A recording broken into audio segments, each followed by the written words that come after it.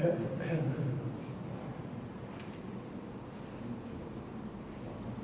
حضرة النبي المصطفى سيدنا محمد صلى الله عليه وسلم وعلى آله وصحبه أجمعين وإلى كافة عباد الله الصالحين. الفاتحة.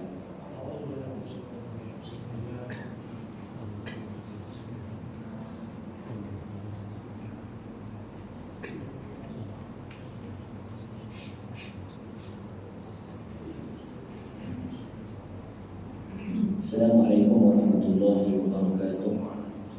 Alhamdulillah nahmaduhu wa nasta'inuhu wa nastaghfiruh wa natubu ila Allah wa na'udzu billahi min shururi anfusina wa min sayyiati a'malina. Man yahdihillahu fala mudilla lahu wa man yudlilhu fala hadiya lahu. Asyhadu an la ilaha illallah wahdahu la syarika lahu wa asyhadu anna sayyidana Muhammadan 'abduhu wa rasuluh sallallahu alaihi wasallam. Allahumma salli ala sayyidina Muhammadin al-Fatih lima ughliqa wal khatim lima sabaqa nasiril haqqi bil haqqi wal hadi ila siratikal mustaqim wa ala alihi haqqa qadrihi wa miqdarihi al-azim. Salatan taftahu lana biha abwab ar-ridha wat taysir wa tughliqu biha 'anna abwab asy-syarri wat ta'sir wa takunu lana waliyyan wa nasira. Anta waliyyuna wa maulana fa ni'mal maula wa ni'mal nasir. Allahumma iftah lana qulubana bi talabil ilmi warzuqna al-ikhlasa fihi wal 'amala bihi wa nashra bihi. Rabbi ighfir warham wa tajawaz amma ta'lam innaka antal azizzul akram. Rabbi ighfir warham wa tajawaz amma ta'lam innaka antal azizzul akram. Rabbi ighfir warham wa tajawaz amma ta'lam innaka antal azizzul akram. Amma ba'd. Dihormati Imam di masjid kita ini, kegiatan puasa masjid serta hadirin dan hadirat yang dirahmati Allah Subhanahu wa taala. Jadi sama-sama kita bersyukur dan memuji Allah Subhanahu wa taala kerana dengan limpah kurnia dan juga keizinan daripada Allah, kita dapat lagi hirup udara yang diberikan oleh Allah Subhanahu wa taala, dan juga kita bernafas sebagai nafas seorang mukmin, sebagai seorang yang beriman kepada Allah Subhanahu wa taala serta orang yang beriman kepada Rasulullah sallallahu alaihi wasallam. Nikmat yang paling besar yang dikurniakan oleh Allah Subhanahu wa taala kepada kita ialah nikmat iman dan juga Islam. Alhamdulillah. Jadi dan seterusnya alhamdulillah juga kita dapat lagi bertemu kembali dalam kuliah hadis kita yang kita adakan setiap minggu, iaitu kita membincangkan ataupun berdiskusi kitab 40 hadis Al-Imam As-Suyuti rahimahullah, yang hampir setengah tahun kita tak jumpa rekod tu. Tidak tiap minggu. Jadi tiba-tiba Allah Ta'ala takdir setengah tahun kita tak jumpa. Jadi semua itu adalah aturan Allah Subhanahu wa taala. Jadi saya main tadi pun tak tahu lah ujung menara depan tu tinggi, boleh kelih sikit orang tu masjid. Tengok musim tadi pun lupa dah mana dia masjid Taman Pasu ni. Tapi alhamdulillah, ala kulli hal macam mana pun masih lagi saya dapat bertemu mengambil berkat daripada tuan-tuan dan puan-puan semua, dan kita bersama kembali untuk menuntut ilmu. Kerana menuntut ilmu ini dia punya prosesnya daripada kita lahir sampailah kita turun dalam yang lahat. Itulah proses kita menuntut ilmu. Tak kira umur kita muda, tak kira umur kita tua, lelaki ataupun perempuan, menuntut ilmu ini merupakan satu kewajiban kepada orang Islam. Kerana dengan ilmu lah yang akan menyelamatkan kita di dunia dan juga di akhirat dengan panduan ilmu, insya-Allah. Hadirin dirahmati Allah Subhanahu wa taala, sebagai mukaddimahnya, apabila kita berada dalam majlis ilmu, saya ingin memperingatkan kembali diri saya dan juga tuan-tuan dan puan-puan bahawasanya orang yang berada ataupun orang yang menuntut ilmu ini sangat banyak kelebihannya. Di antaranya Allah Subhanahu wa taala sebutkan dalam Al-Quran, Allah Taala secara jelas membezakan antara orang yang ada ilmu dengan orang yang tak ada ilmu. Karena itu Allah Taala sebut dalam Al-Quran, "Qul hal yastawi alladhina ya'lamuna wal ladhina la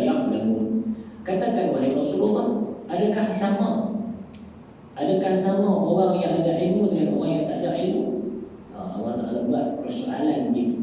Maka sudah tentu orang yang ada ilmu apa sekalipun tidak sama dengan orang yang tiada ilmu.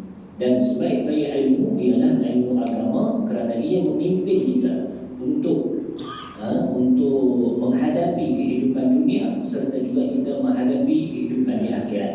Kerana itu tuan-tuan, bila kita belajar belajar agama, belajar ilmu agama, kita di akhirat nanti takkan terkejut. Sebab apa? Sebab bila kita belajar pasal ilmu agama, kita belajar pasal Quran, belajar pasal hadis, kita dah tahu macam mana gambaran hari akhirat nanti. Kita dah bersedia untuk menghadapi satu hari yang kita saja beriman, kita saja percaya. Lain pada orang Islam tak percaya hari itu ada. Kita bila di akhirat nanti, kita dah bersedia untuk menghadapi hari akhirat. Kerana apa? Kerana kita dah ada ilmu pengetahuan semasa kita hidup di dunia.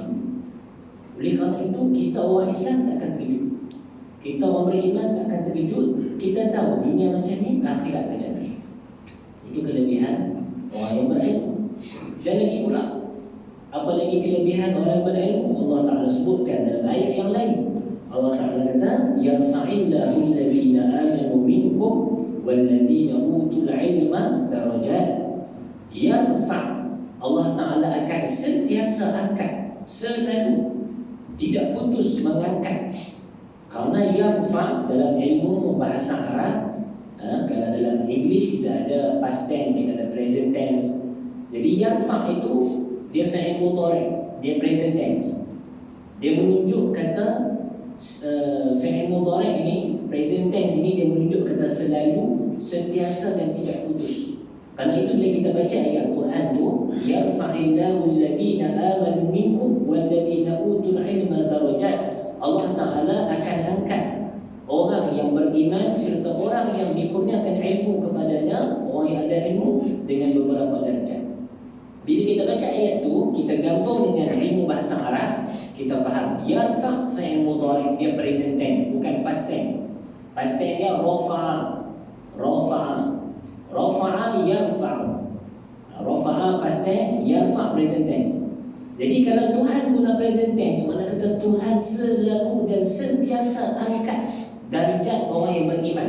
Pertama kena ada iman, kemudian darjat orang yang berilmu dengan beberapa kedudukan dan martabat. Jadi kalau kita selalu membaca ilmu, selalu ada dalam kuliah, ketahuilah Allah Ta'ala tengah angkat darjat kita di sisinya. Ini kelebihan yang khusus kepada orang yang selalu menuntut ilmu dan ada dalam majlis ini. Bila kita main majlis ilmu juga, Nabi SAW disebut dalam satu hadis yang lain, man salaka tariqan yaltamisu fihi ilman sahhalallahu lahu tariqan ila al-jannah, atau kama qala alaihi salatu wassalam. Sesiapa yang berjalan dan juga menempuhi satu perjalanan untuk menuntut ilmu, tuan-tuan keluar daripada rumah main masjid, duduk di masjid dengar kuliah ilmu, apa ganjaran dia? Sahhalallahu lahu tariqan ila al-jannah. Ganjaran dia, Allah Ta'ala akan permudahkan jalan tuan-tuan dan puan untuk masuk syurga dengan berkat kita duduk dalam majlis ilmu saja. Tak cukup dengan itu, Nabi SAW mewasiatkan kepada para sahabat dan juga kita. Nabi SAW sebut, iza marartum biriyadil jannah farta'u. Kalau kamu lalu dekat taman-taman syurga, Nabi SAW suruh singgah.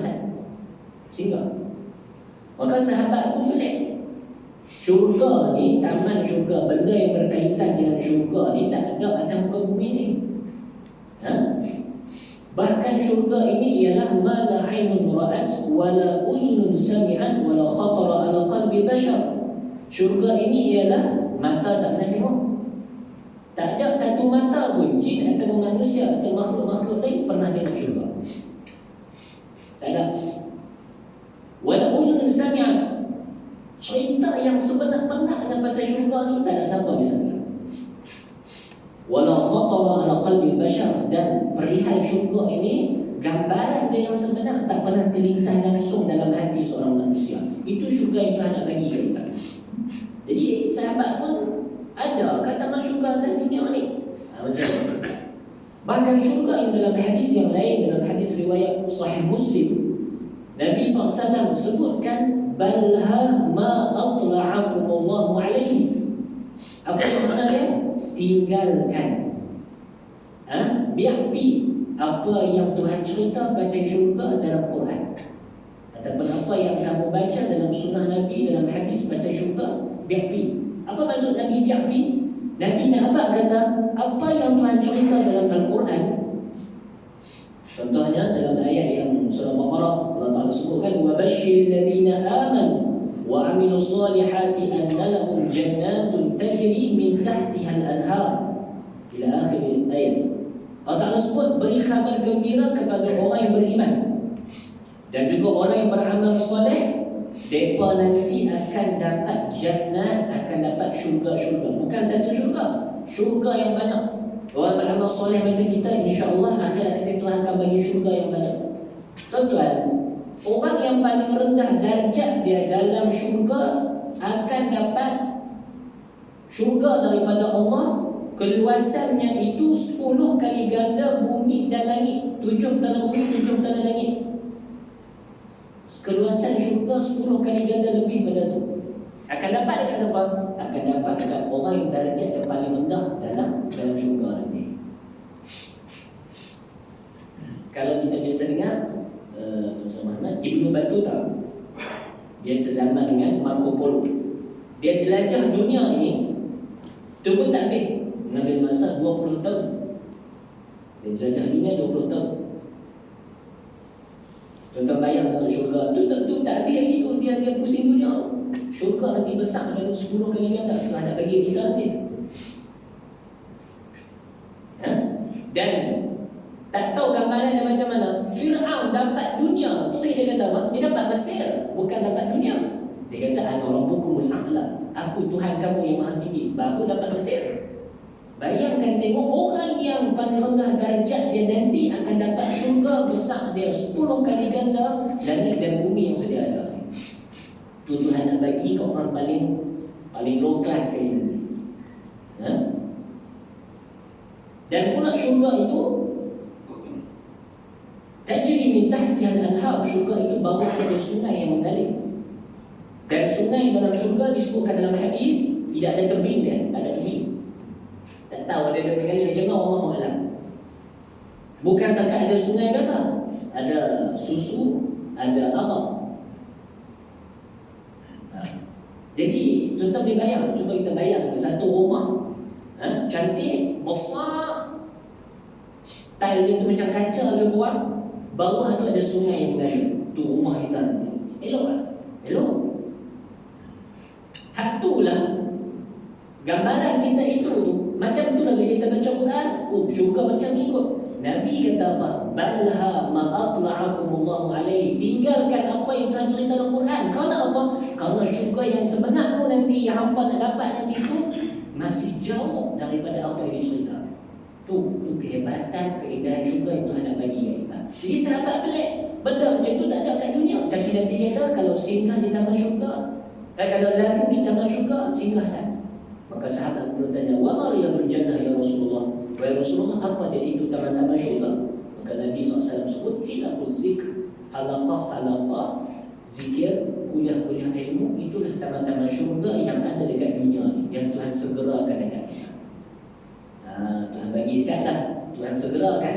Sebagaimana pintu syurga Tuhan segerakan pada kita, ada satu pintu yang Tuhan segerakan pada kita di atas dunia ni, iaitu pintu taubat. Nanti syurga ada beberapa pintu, antara pintu tersebut pintu taubat. Dan orang yang bertaubat boleh masuk kod pintu itu. Dan Allah Ta'ala segerakan pintu itu kepada kita di atas dunia ini, pintu taubat di antara pintu-pintu syurga yang sentiasa terbuka sampailah berlakunya hari kiamat. Macam itulah. Maka taman syurga ialah majlis-majlis ilmu, halaqah-halaqah zikir.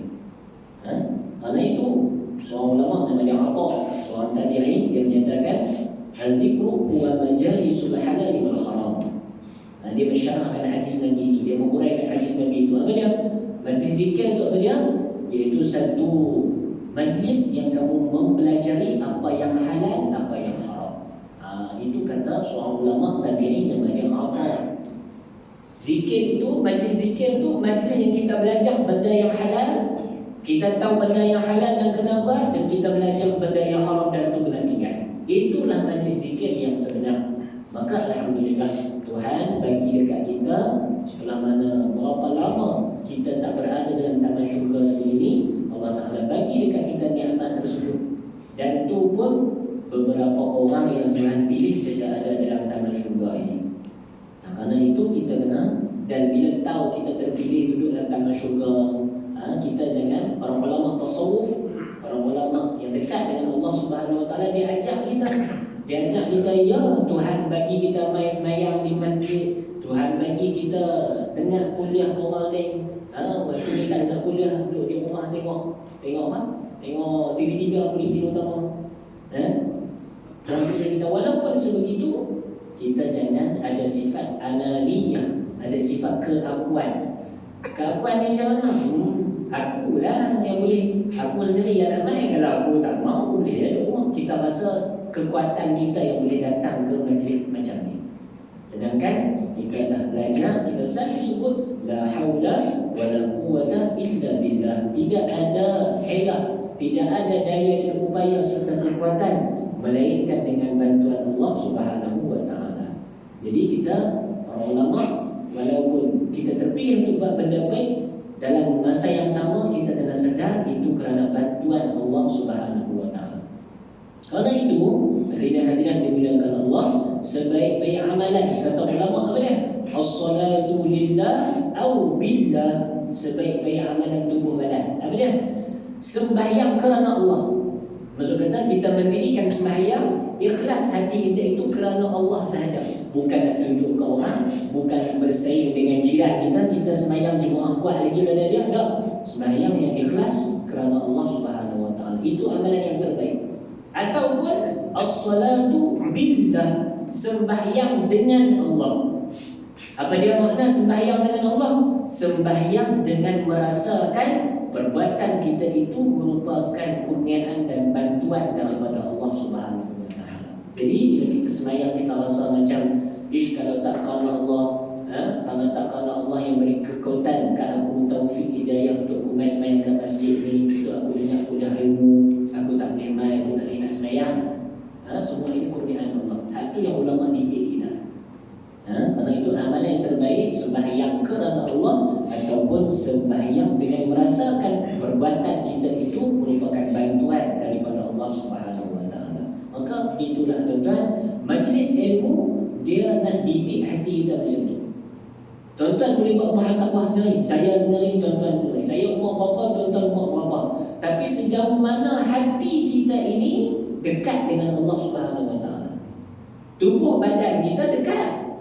Kita sembahyang, kita puasa, tapi masalahnya ialah hati kita. Kalau hati kita 20 tahun dah sembahyang, tetap duk berasa aku sembahyang ni sebab kekuatan aku, tetap duk berasa macam tu, maka apa guna kita hadirin majlis ilmu macam ni? Kerana kita nak upgrade hati kita. Kita masuk kerja pun ada increment, ada kenaikan gaji. Kalau benda dunia itu kita mahu, kenapa benda akhirat iaitu hati kita? Yang Allah Ta'ala sebutkan, yauma la yanfa'u malun wala banun illa man atallaha biqalbin salim. Hari kiamat itu tidak ada manfaat, anak pinak tak ada manfaat, harta yang kamu kumpul tak ada manfaat, melainkan illa man atallaha biqalbin salim, melainkan orang yang datang pada hari tersebut dengan hati yang sejahtera. Allah Ta'ala hak ni je akan dapat manfaat, hal lain tak ada. Hati yang sejahtera itu apa dia? Qalbun laisa fihi ghairullah. Tuan-tuan, kena ingat benda ni. Hati yang sejahtera itu apa dia? Hati yang tidak ada dalamnya selain Allah Subhanahu Wa Taala. 20 tahun kita sembahyang, kita berpuasa dengan kekuatan dan kehendak kita. 20 tahun hati kita tak ada Allah Subhanahu Wa Taala. 20 tahun. Macam mana kalau ditakdirkan Tuhan ambil nyawa kita dalam 20 tahun itu, ke akhirat nanti kita balik jumpa dia, hati tak ada pun dia. Ini kita kena insaf saya sendiri, khususnya tuan-tuan dan puan kena insaf, kena muhasabah. Hati kita ini sejauh mana kedekatan dan keterikatan dengan Allah Subhanahu Wa Taala. Amalan zahir semua boleh buat. Sebelum amalan zahir main, amalan batin akan main dulu. Hati kita dulu. Kita nak selamat daripada syaitan bukan dengan amalan zahir kita. Kita nak selamat dengan syaitan ialah dengan hati kita. Karena itu orang yang ada sifat ikhlas, Tuhan habaq dekat syaitan. Dalam Al-Quran Tuhan sebut inna ibadi laisa laka alaihim sultan. Allah Ta'ala sebut dekat syaitan, wahai syaitan, hamba-hamba aku yang ada sifat ikhlas ini, kamu takkan boleh kuasai mereka. Tuhan tak sebut hamba-hamba aku yang banyak sembahyang, banyak puasa, banyak zakat, banyak sedekah, kamu tak boleh kacau. Dan Tuhan sebut hamba aku yang ada sifat ikhlas, kamu tak boleh kacau. Kamu takkan boleh kacau. Kita nak sampai itu, kita nak dapat itu. Amalan zahir kita boleh riak, boleh masuk, ujub boleh masuk, sum'ah kita cerita nak bagi orang tahu kata kita ni baik, boleh merosakkan amalan zahir tubuh badan kita.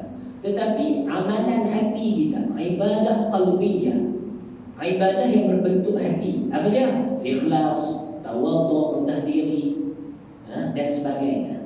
Hati yang akan menyelamatkan kita di akhirat nanti. Ini tuan-tuan, ini adalah faedah yang kita kena garap, kita kena ambil daripada majlis ilmu macam ni. Boleh tak? Kita tak mau main dengar saja, kita nak ambil beramal. Mungkin tak tambah amalan kita pada segi zahir tak, tetapi hati kita bertambah, kualiti hati kita bertambah, sebab kita nak capai qalbun salim, hati yang sejahtera, hati yang tidak ada dalamnya melainkan Allah Subhanahu Wa Taala sahaja. Dan hati yang macam itulah akan memberi manfaat kepada seseorang itu di akhirat nanti.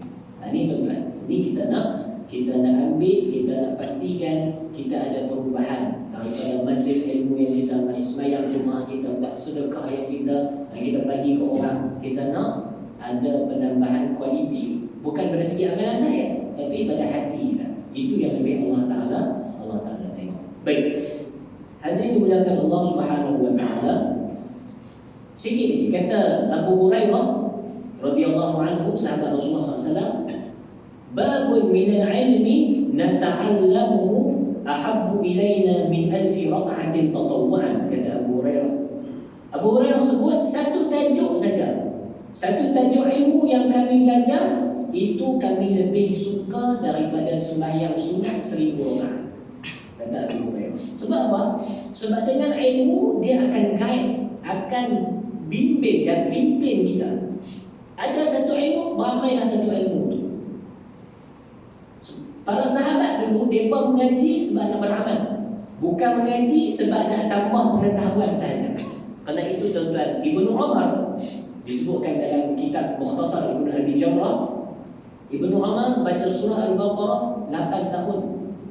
Saya abad saya Baqarah sehari saya boleh baca. Bukan lama mana, sejam setengah saja. Satu juzuk setengah jam, 3 juzuk sejam setengah, habis sehari baca. Sampai baca surah Baqarah habis sehari, Nabi SAW bagi jaminan rumah dia tidak akan dimasuki syaitan. Itu di antara fadilat surah Baqarah. Tapi Ibnu Umar dia baca Al-Baqarah 8 tahun. Awak yang lama sangat ni, rupanya Ibnu Umar baca bukan macam kita baca. Kita tengok generasi sahabat macam mana.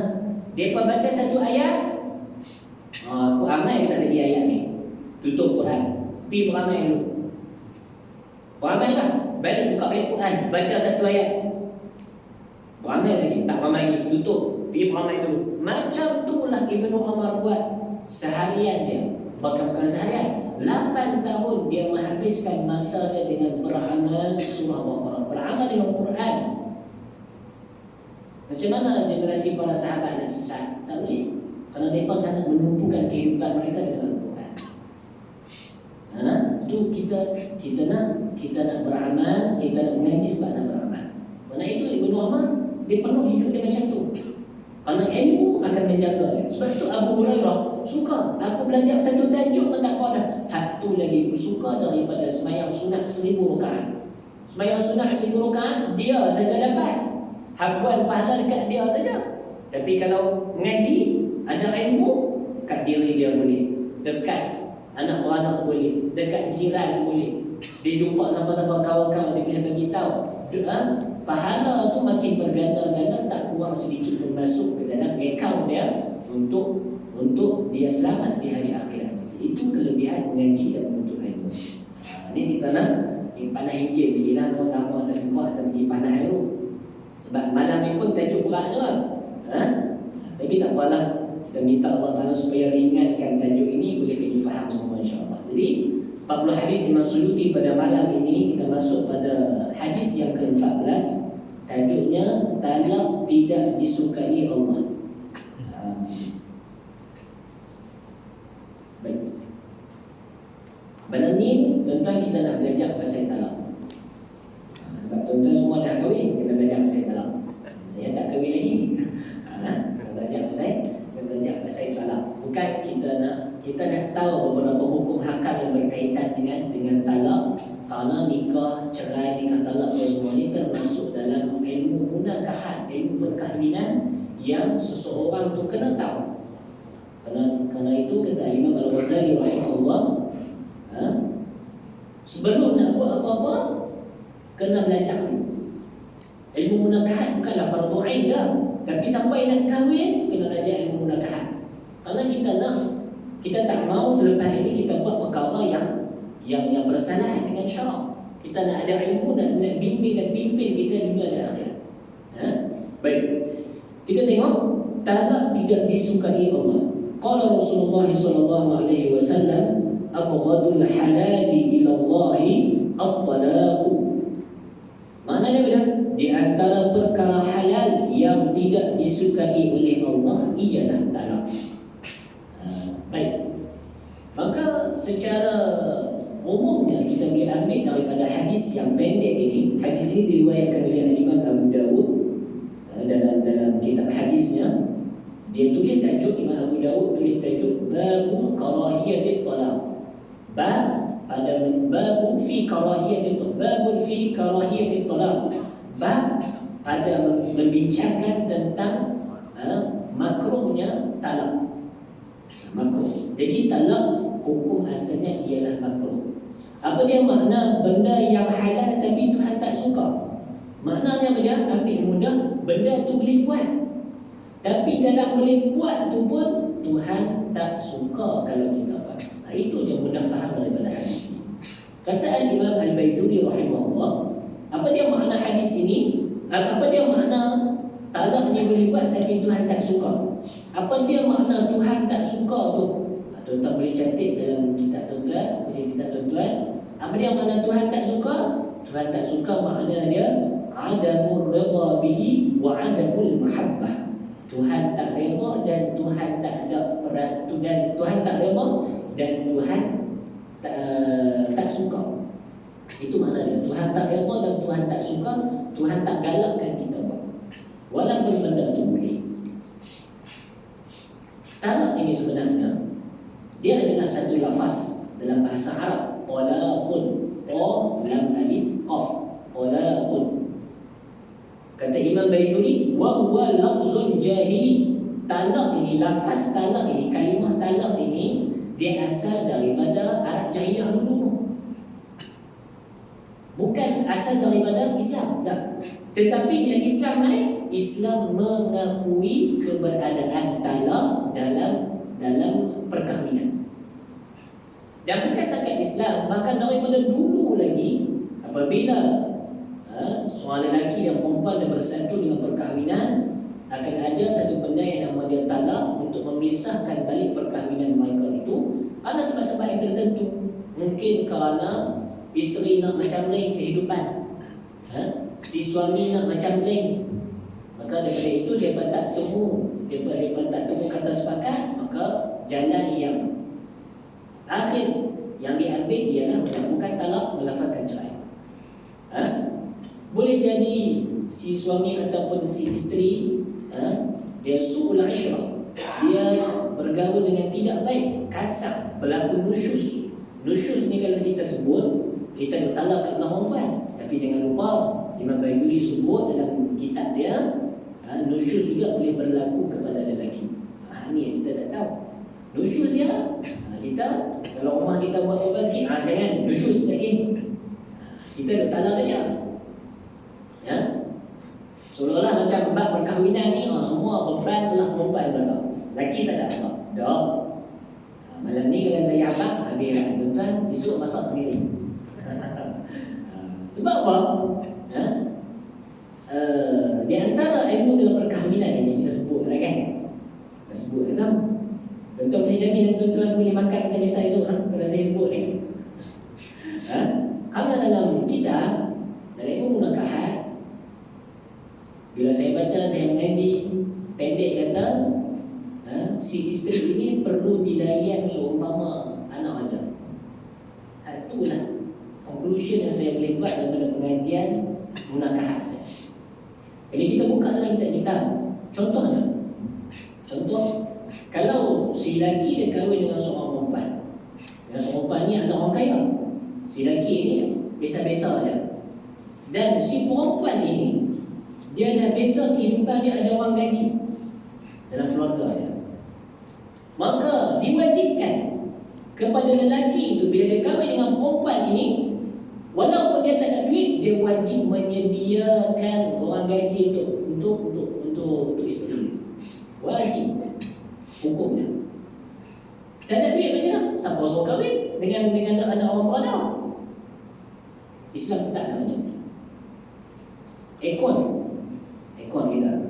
Siapa nak beli? Share, boleh share, tak ada masalah. Tapi kewajipan nak bagi lelaki. Kewajipan lelaki. Masak. Siapa kena masak? Yang kena masak ialah lelaki. Wajib. Beli bahan, siapa kena beli? Lelaki. Lelaki wajib beli bahan, lelaki wajib masak. Kalau tak mau masak, kita suruh isteri boleh. Dan isteri dilayakkan minta upah masak. Banyak lagi benda-benda yang kita sebut dalam bidang dalam ilmu munakahat ini yang sebenarnya banyak dia punya advantage dia kepada pihak perempuan. Banyak advantage kepada pihak perempuan dan beratnya tanggungjawab seorang lelaki dalam ilmu munakahat. Kerana itu tuan-tuan, bila orang perempuan si isteri diberikan layanan yang sangat baik dalam ilmu perundangan munakahat Islam, kerana itu mereka terikat dengan macam-macam. Talak begitu, iddah begini, apa-apa saja, maka mereka terikat kerana mereka sebenarnya diberikan layanan yang sangat besar, sangat elok dalam ilmu munakahat Islam. Baik, tak apalah. Maka tuan-tuan, antara benda yang kita nak bincang ialah bab talak. Talak ini, seperti yang sebut tadi, dia bukan berasal daripada Islam. Dia asal daripada lafzul jahili. Pada orang dulu sebelum main Islam lagi memang ada dah talak. Cuma Islam main, dia mengekalkan konsep talak ni ada. Baik. Apa yang kita nak kena tahu pasal talak? Yang pertama, kita nak kena tahu pasal definisi talak. Apa dia takrif definisi talak cerai ni? Tuan-tuan boleh tulis apa dia? Ialah talak ni apa dia? Kita sudah sebut kata meleraikan tali perkahwinan. Meleraikan tali perkahwinan yang terbina dengan akad nikah. Meleraikan tali perkahwinan dengan lafaz talak.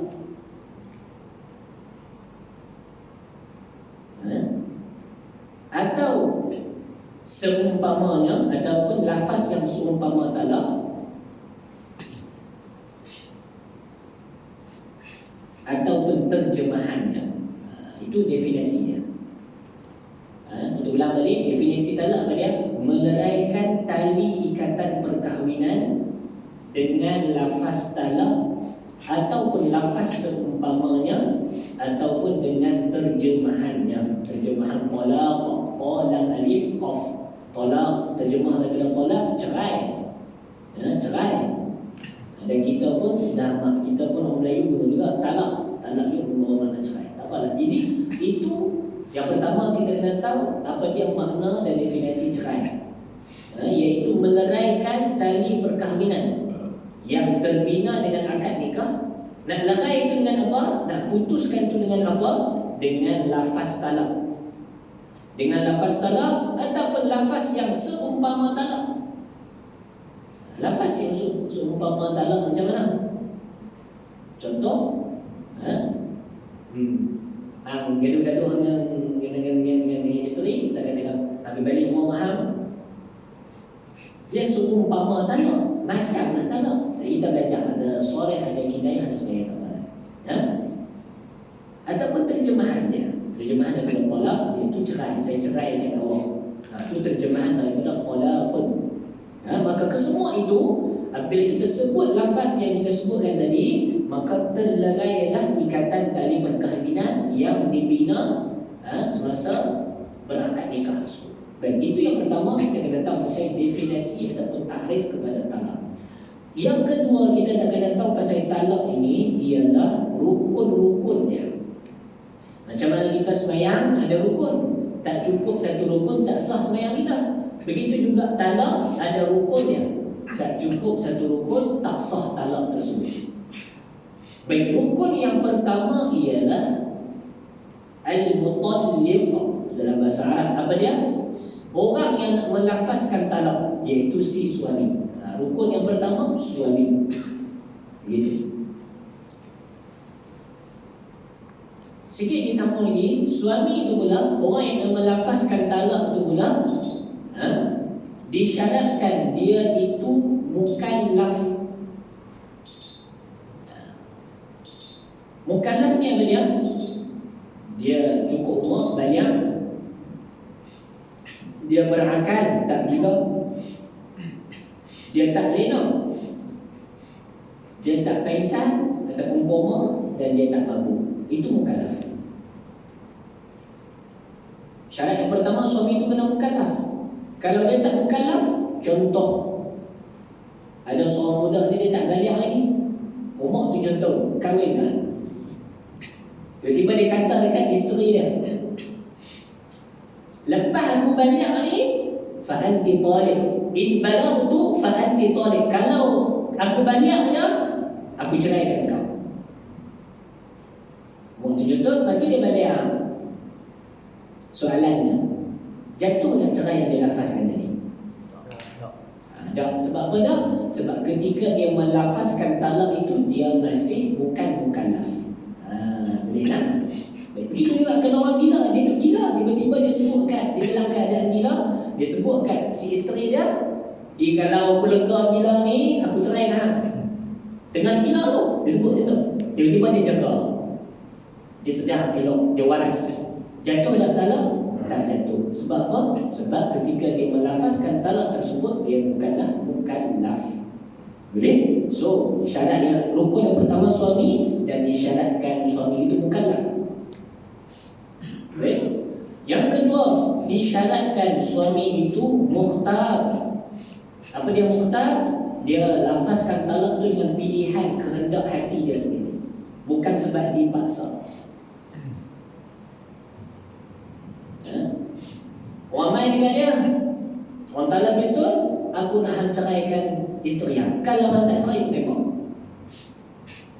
Dia berkata, baik, aku ceraikan isteri aku. Jatuh tak talak? Tak jatuh. Sebab apa? Dia dipaksa. Itu situasi yang pertama. Situasi yang kedua, sama juga. Dia talak pistol kat kawan tu, dia kata ceraikan bini hang. Maka lelaki tu pun tak sebut, aku cerai talak 3 tu ni. Jatuh tak? Jatuh tak? Situasi macam tu jatuh. Pasal apa jatuh? Bukan kata dipaksa talak tak jatuh ke? Ya, tapi dia boleh saja aku ceraikan kamu, aku ceraikan isteri aku, jatuh talak 1. Tapi dia ditambah jatuh, aku cerai talak 3 tu ni. Itu menunjukkan dia ada kehendak nak cerai bini dah lama dah. Cuma dia duduk taram saja. Nampak kat bini nak cerai tak apa ni, orang main talak tu apa peluang. Dia kata talak 3 tu ni. Situasi kedua ni jatuh. Sebab apa?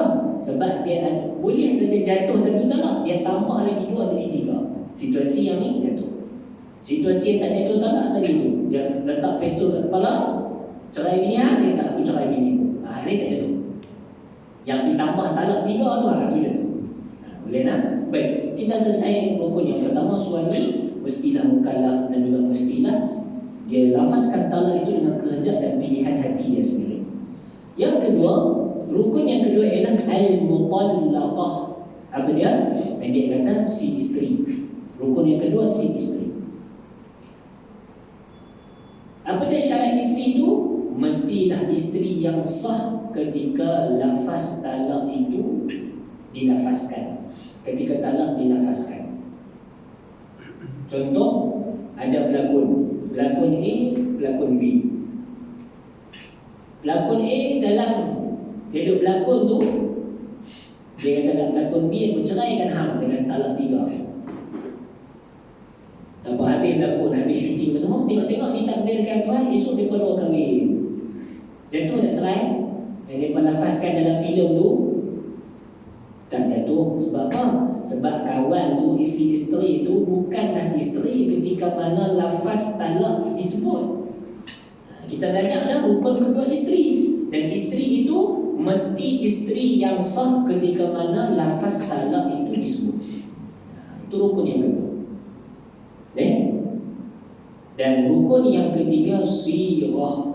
Ada perkataan dia, ada lafaz dia untuk kita laksanakan talak ini. So 3 saja rukun dia. Yang pertama mutallib ataupun si suami, kedua al-mutallaqah si isteri, yang ketiga sirah, ada perkataan. Perkataan ni apa dia? Perkataan ada sirah. Maka kita faham rukun yang ketiga ialah sirah, kena ada perkataan yang disebut. Tak ada, tak jadi.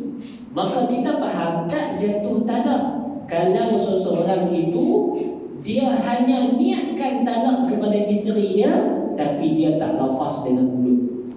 Gaduh taram lama lagi dalam hati, talak 34 dalam hati, tapi tak sebut, tak jatuh. Dan kalau dia sebut, para ulama kata kena paling kurang bagi diri dia sendiri dengar. Paling kurang kena bagi diri dia sendiri dengar. Kalau pendengaran dia sihat, elok, muda lagi, dan tak ada gangguan yang menghalang pendengaran dia, tak ada bunyi kereta ke apa, bunyi ombak rumah ke apa ke, tak ada, maka dia kena sebut paling kurang diri dia sendiri dengar. Tak perlu jerit, bagi diri itu kena dengar. Itu kalau pendengaran dia masih sihat, masih elok. Kalau pendengaran dia umur pun, pendengaran dia tak apa elok dah, ataupun ada gangguan, rumah tepi jalan, lori, kereta semua ada lalu. Bila dia nak lafaz cerai, dia belajar kalau nak lafaz cerai kena bagi telinga sendiri dengar. Tiba-tiba kereta pos semua lalu ni, tak dengar. Cakap biasa ni tak dengar. Lepas tu dia kena buat macam mana? Nak bagi talak tu jatuh juga. Dia kena sebut, dan dia kena andaikan sang tera ni kalau tak ada gangguan, ni aku dengar lah ni. Kalau tak ada gangguan, elok sunyi apa, kereta apa semua tak lalu, sebut tera ni aku dengar lah, maka baru jatuh talak. Boleh tak? Jadi ada kita buat perincian sedikit lah. Nak lafazkan talak kena bagi diri sendiri dengar. Kalau pendengaran dia okey dan juga tak ada gangguan bunyi, tak ada pencemaran bunyi, maka dia perlu lafazkan talak sekadar diri dia dengar, baru sah talak dia tu, baru jatuh. Kalau dia ada masalah pendengaran ataupun ada gangguan yang menyebabkan pendengaran dia tak apa elok, bisa kata kita sebut tadi rumah di tepi jalan, ada kereta semua lalu, ada gangguan, dia kena lafazkan talak itu dan dia kena andaikan kalau terang ni, kalau tak ada gangguan ni, okey dah ni, aku dengar lah. Maka baru dia jatuh talak dia. Baik.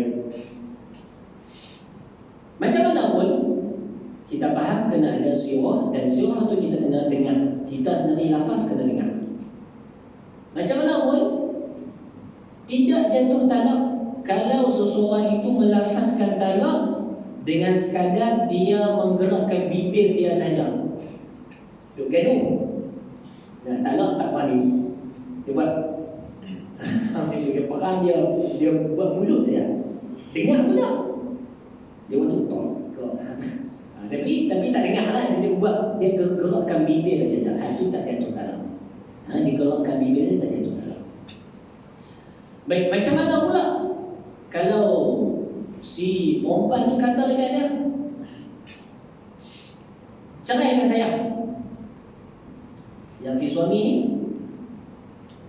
macam tu, bagi isyarat. Sebab kita tengah bincang kena ada perkataan, nak talak kena ada perkataan. Tapi macam mana pula situasi kalau si isteri kata ceraikan saya malam ni juga?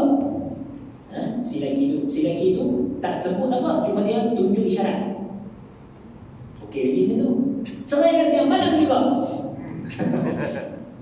Macam tu. Apa hukum dia? Jatuh atau tidak? Para ulama kata dia boleh bercakap tapi dia bagi isyarat, betul tak? Zina ni tak jatuh. Tak jatuh walaupun orang sekeliling dia waktu tu faham kata tu dia maksud cerai. Tapi ulama kata tak jatuh.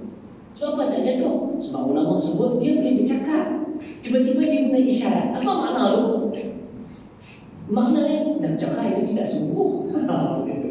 Nak cerai tapi tak sungguh. Para ulama kata disebabkan ini tak jatuh.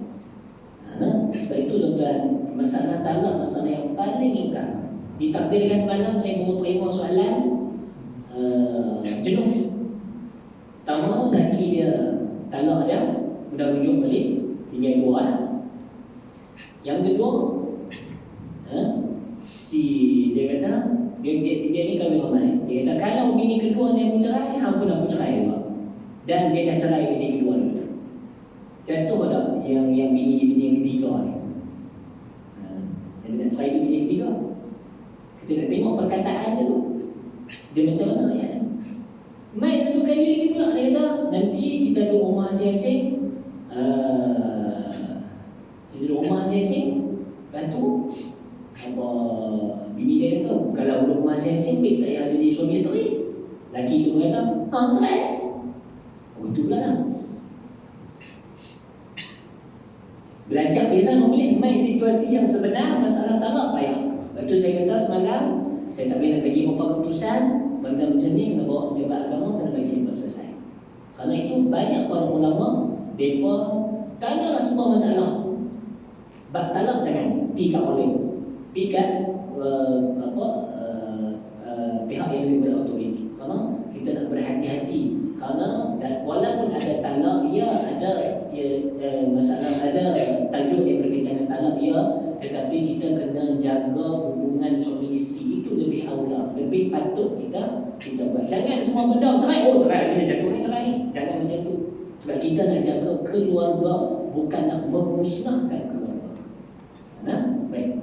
Jadi itu beberapa perkara tentang sirah. Kalau orang bisu pula, kalau tadi dia boleh cakap tapi dia kena isyarat, kita tak kira. Ni orang bisu, dia kena isyarat. Suami isteri dia kata ceraikan saya, dia kata jatuh. Jatuh dah, jatuh. Orang bisu kita guna pakai isyarat. Tapi orang yang boleh cakap kita tak guna isyaratnya. Boleh tak? Baik. Maka yang terakhir sikit lagi, sirah ini ada perkataan talak ini tuan-tuan boleh buat ada jelas, ada yang tidak jelas. Dalam bahasa Arab ni kita bagi ada sharih, ada kinayah. Saya terjemah macam itulah. Sirah ataupun perkataan talak ini dibahagikan kepada 2. Ada jelas, ada tidak jelas. Apa dia definisi sirah yang jelas? Apa dia takrif dia? Lafaz yang tidak membawa makna, lafaz yang tidak mengandungi makna selain talak. Itu definisi sirah yang jelas. Lafaz yang tidak mengandungi makna melainkan talak ataupun cerai. Contoh apa dia? Contoh dia lafaz anti talib, kamu ini ditalak. Ataupun dalam bahasa Arab banyaklah sarah, firaq, ada banyak. Tapi kita yang lafaz yang jelas apa dia?